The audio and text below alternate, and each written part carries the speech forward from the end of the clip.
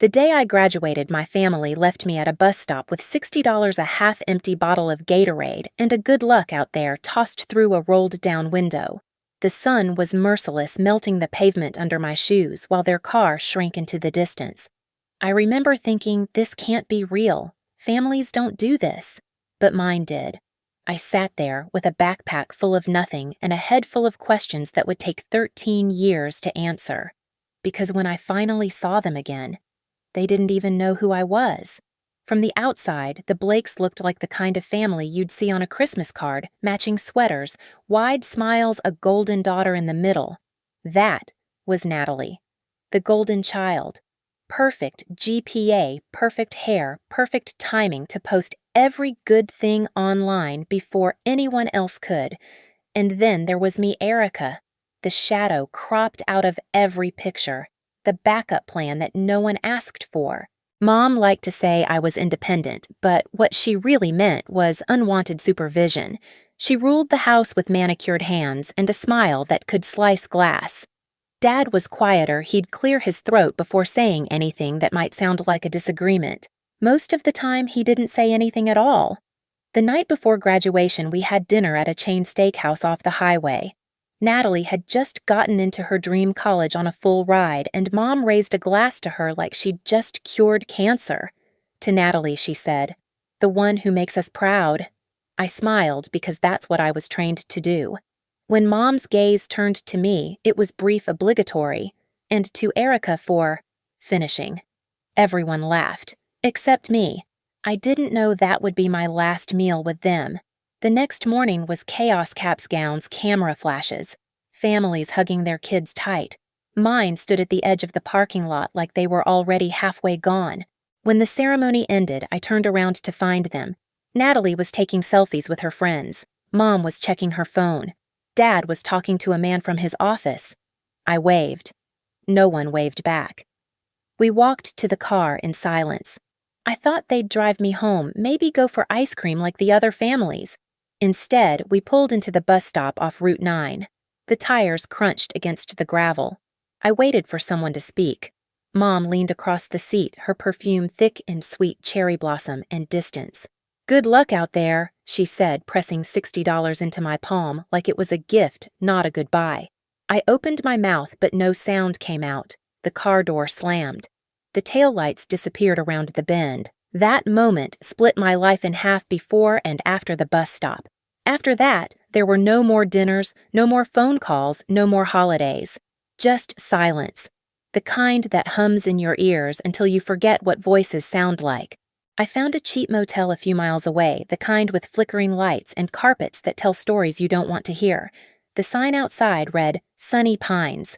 There were no pines and nothing sunny about it, but it had a lock-a shower and a mattress that didn't ask questions. I lay there that night staring at the ceiling, thinking maybe being left behind wasn't the end. Maybe it was the beginning of something they'd never see coming. The first week alone felt like living inside a bad dream that wouldn't fade when the sun came up. Every morning, I'd count the $60 again like it might multiply overnight. It never did. The vending machine at the bus station became my breakfast, lunch, and dinner. By the time I found work at a gas station on the edge of Brookfield, I had $12 left and blisters that looked like maps of everywhere I didn't want to be. The gas station manager, Mr. Liu, hired me under the table for $8.50 an hour. I mopped floors, cleaned bathrooms, stocked shelves. He didn't ask questions, and I didn't offer answers. At night, I'd walk back to Sunny Pines, my shoes soaked from the rain, my clothes smelling like diesel and loneliness. The only sound in the room was the hum of the old air conditioner trying to breathe. One night at the diner across the street, I met Jo. She was the kind of woman who looked like she'd seen every version of rock bottom and learned to laugh at it. Purple streaks in her hair chipped nail polish sarcasm like armor. "You new in town?" she asked, lighting a cigarette even though the sign said not to. "Sort of," I said. She studied me, then smirked. "You've got that just fell out of my own life look. Don't worry, it fades." Jo became my accidental friend. We'd talk after shifts, sitting on milk crates behind the diner, Bruno, her three-legged dog, snoring between us. She didn't pity me. She just listened, and sometimes that was enough. Weeks passed. Then I met Caleb, a quiet man with calloused hands who ran a small wood shop near the edge of town. He came into the diner one morning, noticed the sketches I was doodling on napkins, tables, shelves, anything with clean lines and hidden strength. "You draw?" he asked. "Just mess around." He nodded toward the lines. "Come by the shop sometime. See if you can turn those drawings into something real." I showed up the next day. The shop smelled like sawdust and lemon oil. Caleb didn't talk much, just handed me sandpaper and told me to start on an old oak board. By the time the sun set, my arms ached, but something inside me had quieted. I hadn't realized how much noise pain makes until it's replaced by purpose. Caleb paid me in cash and sandwiches. After a few weeks, he taught me how to stain wood, how to listen for the grain instead of fighting it. "You've got patience," he said once, almost surprised. I laughed, but later in the bathroom, I cried. It was the first kind word an adult had given me in years. The phrase, "good luck out there," still echoed in my head, but it didn't sting anymore, it fueled me. Every time I heard my mom's voice in my memory, I'd push harder, sand longer, stay later. One night, Jo caught me sketching again. "You still drawing shelves?" she asked. "Yeah," I said, trying to figure out how to make something that stands when everything else falls. She grinned. "That's not furniture, kid, that's therapy." I didn't know it then, but that was the turning point, the moment my survival became creation. I wasn't just working anymore. I was building a way out. Work became my rhythm, the only thing that made sense. Mornings at the gas station, evenings at the diner, weekends sanding wood in Caleb's shop. My hands toughened, my savings jar filled slowly.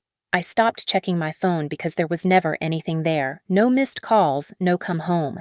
Silence became its own language, and I learned to live fluently in it. Months blurred into a year. Then, Lena walked into the shop, a boutique owner from 2 towns over.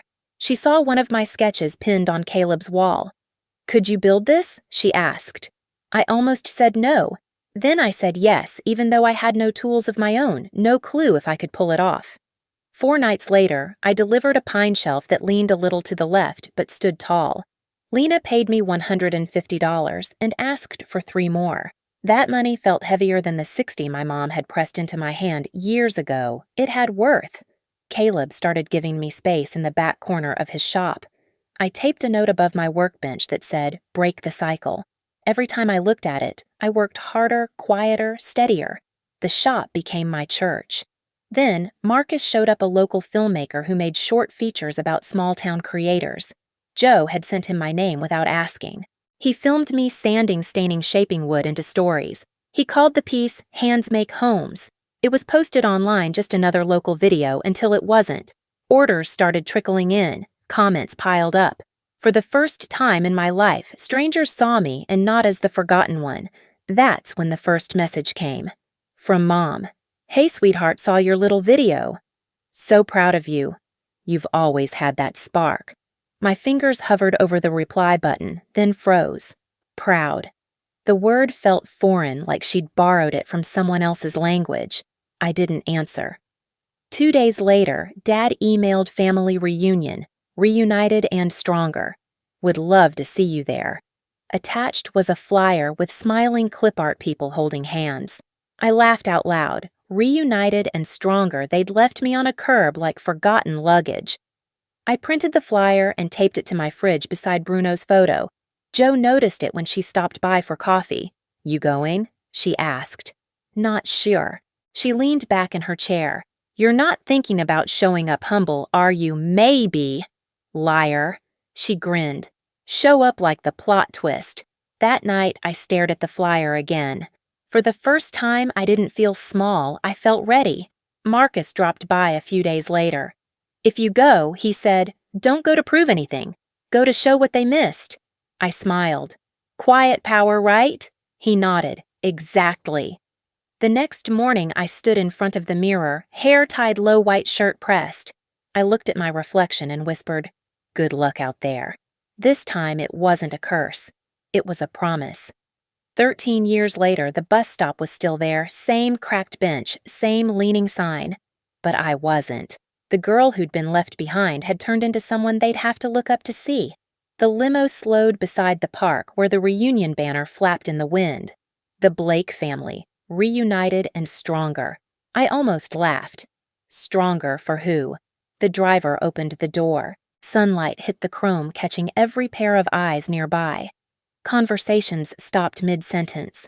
Kids froze with dripping popsicles. Then I stepped out. White linen, brown leather watch calm shoulders. Silence spread like a ripple across the grass. For a moment, none of them knew who I was. Mom's hand flew to her chest. Dad's plastic cup tipped spilling punch down his khakis. Natalie, perfect as ever, said my name like a question she didn't want the answer to. Erica. I smiled, slow. Hey, stranger. It was like tossing a match into dry leaves. Whispers caught fire. That's her Erica, the one from that woodwork video. I could see it click in their heads. The same woman they'd ignored was now the one strangers admired. Mom moved first, her heels sinking in the grass. You look different. I said. I grew up. She forced a laugh that sounded like glass underfoot. We're just so proud of you. Everyone's been talking about your success. I raised my cup of lemonade. Glad to give them something new to talk about. Dad joined in, trying to look paternal. Didn't expect you to make it, kiddo. I didn't expect the bus stop, I replied evenly. He blinked, color draining. Mom's smile faltered. The words hung there heavy and sharp. Natalie swooped in, as polished as ever. You didn't have to make it a statement. I didn't, I said. This is just who I am now. Her lips tightened. They never meant to hurt you. I know. They just didn't care if they did. That shut her up. Around us, relatives began circling, buzzing like flies around honey they didn't earn. We always knew you'd turn out fine, Uncle Mike said, patting my shoulder like he'd trained me himself. Guess we raised you tough, Aunt Pam added. I smiled without agreeing. Funny thing about memory, I said quietly.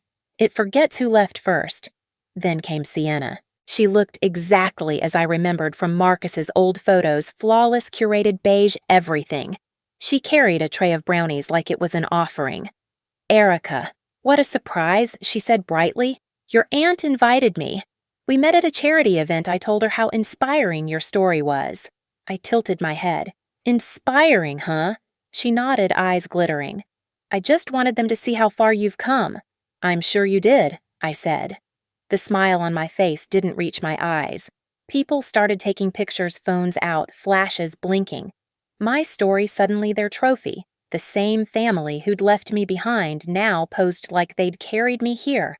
I set my drink down slowly, deliberately. You know, I said, there's something poetic about this. Dad frowned.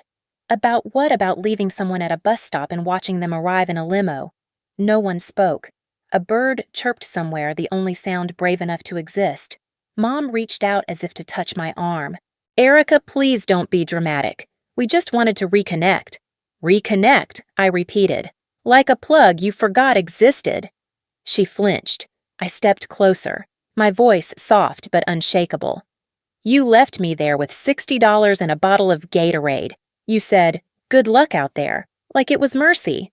But luck had nothing to do with what I built. Dad tried to smile weak and wobbly.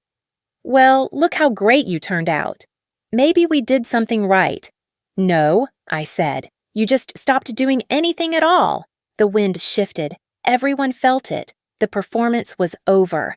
I didn't want to scream or cry. I wanted them to see.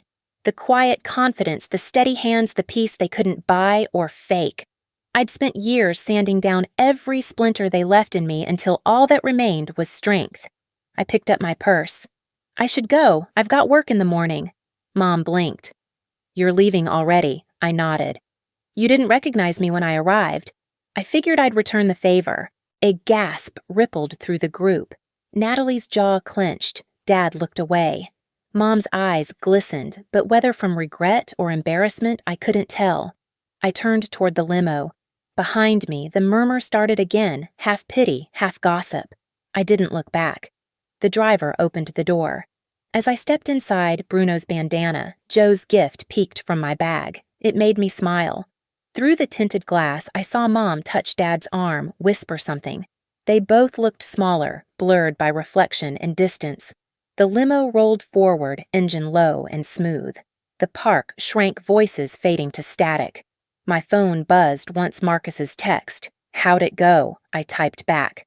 They finally looked at me, then added, and I didn't need to look back.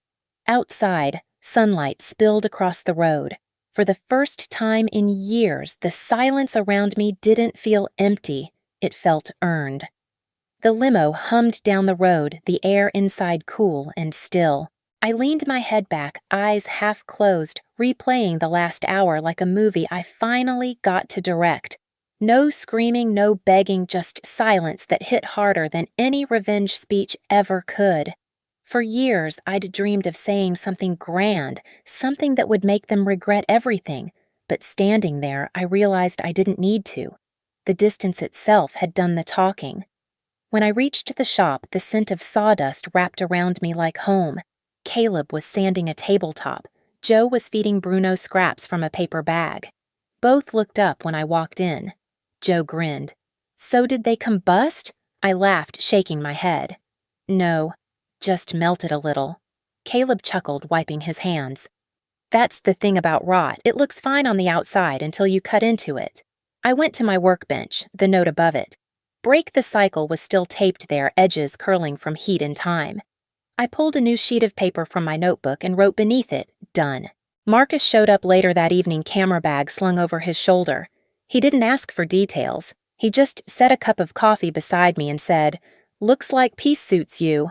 I smiled. Turns out it's my size. Outside, the sky dimmed into gold.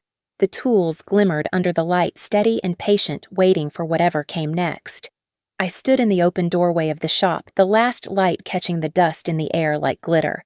Behind me, the machines were silent, every surface built by my own hands. I thought of the bus stop of $60 and a backpack and smiled. They didn't recognize me, and that was the point. If you've ever had to build yourself from nothing, I get it. You're not alone. Hit subscribe and keep building your own story one piece at a time.